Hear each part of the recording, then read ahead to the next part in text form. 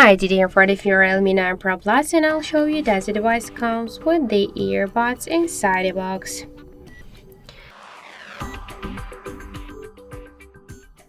So first, let's open the box. Let's check. This is the USB cable, the charger, and let's also check this paper box.